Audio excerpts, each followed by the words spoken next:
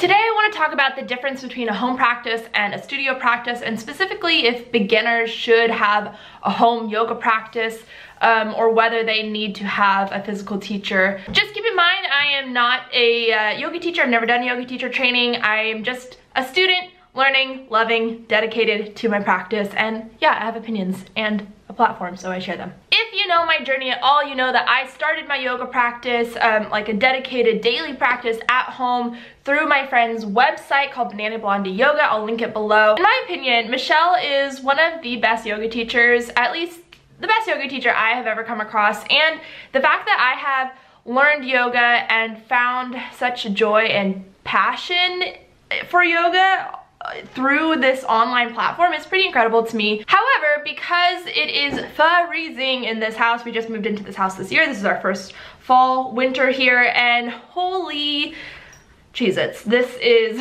very cold. Anyway, you can see I'm basically dressed for the mountains, and before you tell me to get a space heater, I already have one. It's right here. It's my new boyfriend. He's with me all the time. It's helpful. It definitely takes the edge off, but it makes it really difficult to do yoga in my house, and therefore I joined a yoga studio, and I've been doing a lot of reflecting about like the difference between a home practice and a studio practice. If this is just such a boring topic, yeah, I'm not gonna apologize for that. For me, it's interesting, especially for yogis who want to go deeper into their journey with yoga and they don't really know where to begin. I know there's a lot of beginner yogis out there who want to start but feel intimidated and feel like they need tons and tons of support, when actually I believe you can trust yourself to take you on that journey with the guidance of a really good teacher, obviously. I'm of the opinion that one is not better than the other. It really depends on the person. However, I do think it's good to try both and possibly incorporate both if you are able to. Let's just start with studio practice. I think one of the biggest benefits is that you have a teacher in the room, and everyone knows this, especially if someone is feeling really self-conscious and insecure about their practice. They have someone there looking at them and ideally giving adjustments. Now, I will say that I've been to some classes where teachers don't give adjustments, and I don't know, I guess that's not necessary for a yoga class, but in my opinion, if you're gonna pay $28 for a class, maybe $20, depending on, you know, what level you're choosing, the teacher should teach rather than just lead a flow. That's my opinion. And so when you have a very conscientious teacher who's not only leading you in a really intelligent flow to get you properly warmed up and into the peak pose with ease, that teacher is going to be watching you and watching everyone in the class and giving little verbal cues and maybe even asking if they can touch you and move you a little bit, so that, number one, you're not hurting yourself, but also so that you can understand what your body is supposed to look like within the plane of the pose. And sometimes you just can't get that from the internet if you're doing yoga on YouTube. There's also a greater energy when you come to a yoga class with other yogis who are equally dedicated to their practice, and maybe you feed off of that energy, and it's exciting, and there's community, and there's people that you get to talk to, and you get to make friends with people who have similar interests as you. Another benefit to practicing in a studio is it can be easier for people to stay focused because you're not surrounded by the dust bunnies that you see under your couch when you're in down dog, and you don't see, you know, all the different chores you have to do around the house. Maybe your pets or your kids might distract you. My cat, for example, thinks Shavasana is cuddle time, so it can be extremely distracting, but very cute. We all know practicing in a studio is worlds more expensive than practicing at home, but if you have the means to practice at a studio, sometimes I believe paying for something with your own money raises your own energy and your own frequency to your practice, so that you somehow bring something new to your mat, something that is important and something that you can't necessarily reach at home because of the ease that you can get at home. And I think for a lot of people, especially those who want to create a habit, paying for something holds you accountable. If you don't have the habit of practicing yoga daily at home, paying that money, that's yoga can be really expensive. It just keeps you more dedicated, keeps you committed. And the main reason I joined a studio, maybe your space doesn't really serve your yoga needs, whether it's too cold like in my house or it's too small. You know, a lot of us, when I was living in a smaller apartment, I found it really challenging to do yoga. I mean, I made it work because I was like super into my practice at the time, but if you don't have a very inviting space for yoga. Maybe you only have carpet, and I hate practicing yoga on carpet. So a yoga studio has, you know, this amazing bamboo floor that's been cleaned with a Roomba. So sometimes going to a class is really just for the space. And another thing too, I don't really have a lot of handstand space, especially with my Christmas tree up in the back. Like, where am I supposed to do a handstand? Even when I don't have it, I feel like I'm gonna knock something over. In a yoga studio, there's lots of wall space to practice inversions. The last thing I'll say as a benefit for studio practice is, especially if you're a beginner, but no matter the level of, you know, yoga that you're in, you're challenged in ways that you maybe didn't choose or expect. Because normally when you choose a practice at home, you have a specific thing you want to work on, and you know, you can skip things in the video, you can skip things in class too, but there's certain level of like pushing you out of your comfort zone. Yesterday I was in a class that just totally pushed me out of my comfort zone. It was not the style of class I was used to, and like being in wheel and then trying to turn in a circle when you're on your hands, and I was so challenged by it, and it for some reason broke something really deep emotionally in me, because I realized how much fear I have to get out of my comfort zone, especially physically. I'm like really afraid of physical danger. And anyway, I even said to the teacher, I'm like, wow, you're really pushing me out of my comfort zone. And while I did not necessarily enjoy it, I'm really grateful for that experience, and I don't normally push myself very hard when I'm practicing at home. All that to say, I do think there are many benefits to practicing at home, even as a beginner, and I, again, not a teacher, I just have opinions. I just think it's important for everyone to have a home practice for these reasons. First of all, it is so much easier to get on your mat in some ways, because it requires far less time. Essentially your practice, or the time you have to dedicate to getting on your mat, is the rolling out the mat, doing the yoga, and rolling up your mat. And possibly sweeping up the cat hair before you do, which is my, you know, routine. When you go to a studio, you have to drive there, make sure you get there on time. You don't want to just like rush in and then throw yourself down on your mat.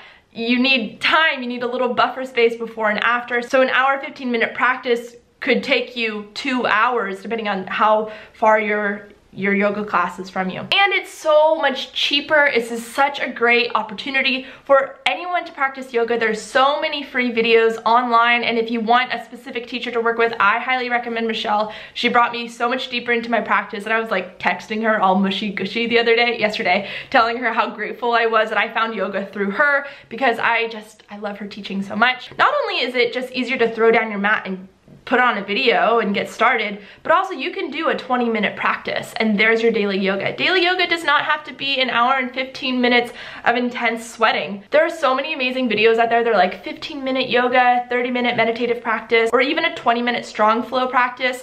It can be catered to what you need in that day, and so much easier to get it into your schedule. And there are far fewer excuses. The money's not an excuse because it's free. And the time, I mean, most of us have 20 minutes to put a yoga practice into our day, right? And when you're at home, you have the opportunity to be so much more vulnerable on your mat. And I know this is something maybe a lot of beginner yogis aren't really expecting when they start a yoga practice, but let me tell you, if you are really dedicated to that daily practice and being open to where yoga can take you, you're gonna access this amazing sense of vulnerability that you did not know existed. At least that was my experience. And I love practicing at home because I don't have to look good. Honestly, when I am practicing at home, when it's warmer and I'm not freezing my titties off, I'm typically in my underwear. I mean, I'm in like a sports bra and a pair of panties, and for some reason I just like being a little bit naked. Is this TMI? And there's something about just the freedom in that. Obviously you can't do that in a yoga studio. You might get some odd looks. But additionally, you don't have to worry about what you look like in terms of what your poses look like or what your yoga looks like. You're not comparing yourself to others, which I know is something that's super common, not just in yoga culture, but in gym culture. People don't like going to the gym because you just feel like people are judging you. I haven't had the experience where I feel like people are judging me, but I think it's all in our heads, but it's really helpful for you to practice at home so that you don't let yourself get caught up in that ridiculous assumption that others care what your warrior two looks like. At the same time, being in the yoga studio is helpful because you know, at least for me, I know someone's looking at my warrior two. I'm a lot more conscious of putting my shoulders down, of tucking my tailbone, because I know someone is looking at me, and that's better for me and my posture, if that makes sense. But there's a difference between just trying to look good and show off and just trying to achieve the most aligned pose that you can in your point of the practice. And finally, for me, the most important reason to have a home practice, whether you are a beginner or any level of yogi, is simply because you can take the time to work on what you want to work on. Let's say you're in a practice and the video you're doing at home says, okay, now we're going to work on crow.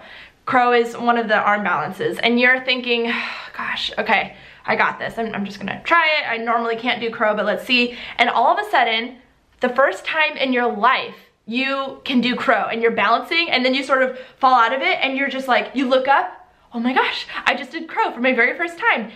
In a yoga class, you don't have a lot of time to keep playing around with that. Not that it's a bad thing that you have to sort of move on. I do think, you know, in yogic terms, you're supposed to be detached from what happened. Equally, I think there is an importance in pushing yourself in a particular pose. Maybe it's you're working on back bending and you want to keep doing wheel over and over until like you're super sore, or working on crow. If you're able to stop your practice, and I do this all the time, I pause the video, if it were crow, you know, and then you get up into crow and you keep practicing and holding it, that's where things deepen so much more than if you just did it once and then the next time you practice crow is 2 weeks later and you forgot the muscle memory. Again, I don't know if this is like a yogic understanding or yogic logic that we can stick and keep practicing a pose over and over, but I do think there's just so much more freedom at home to deepen postures and practice things that you're excited about. If you guys follow my own journey, I really love handstands. I'm not a fantastic handstander. I'm still pretty much in the same place I was 4 years ago, but nevertheless, I like practicing them, and I like getting upside down, and I like making my shoulders really sore and working on alignment. And when I'm having a good handstand day, I practice handstands for like 30 minutes. If I'm having a good handstand day in class, it's like 2 minutes. See the difference? And I think that when you are able to take the time to deepen a pose that you're excited about in the moment, it gets you really excited about your practice, which then, you know, causes you to want to practice the next day and the next and the next and keep getting onto your mat every single day. I have a lot of you guys really stoked on your yoga journeys, or maybe your almost yoga journeys because you haven't quite taken the plunge yet.